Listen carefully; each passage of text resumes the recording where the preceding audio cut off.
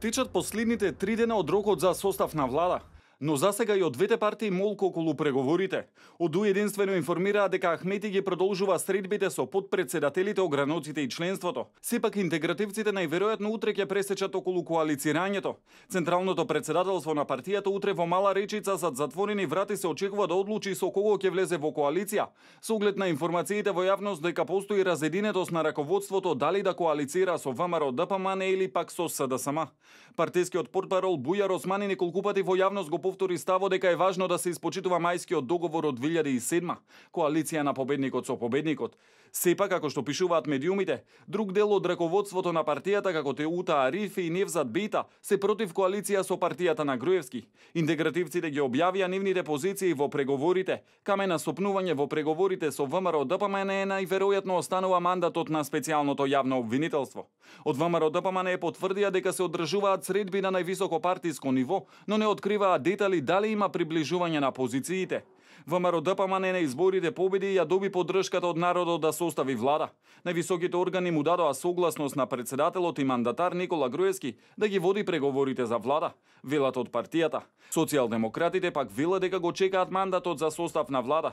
Во однос на тоа дали платформата на албанските партии е прифатлива за СДСМ, Дамјан Манчевски денеска рече оти не се работи само за платформа на трите албански партии, туку оти и СДСМ има платформа која кога ќе дојде време, ќе ја презентираат на јавноста и на потенцијалните коалициски партнери, но и дека двете платформи во дел се компатибилни, а во дел не.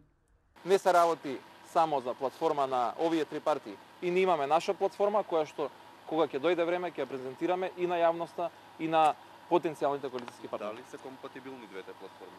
Во дел да, во дел веројатно не.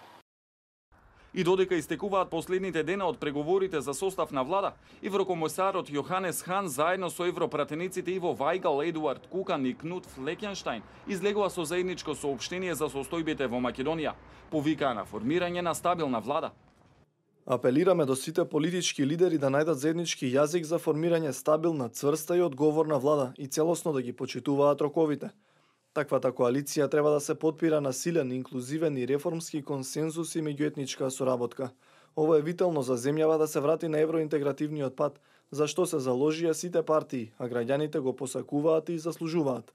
Ова е долгорочен процес што бара од партиите која делат оваа стратегиска цел да работат заеднички за да ги остварат неопходните промени.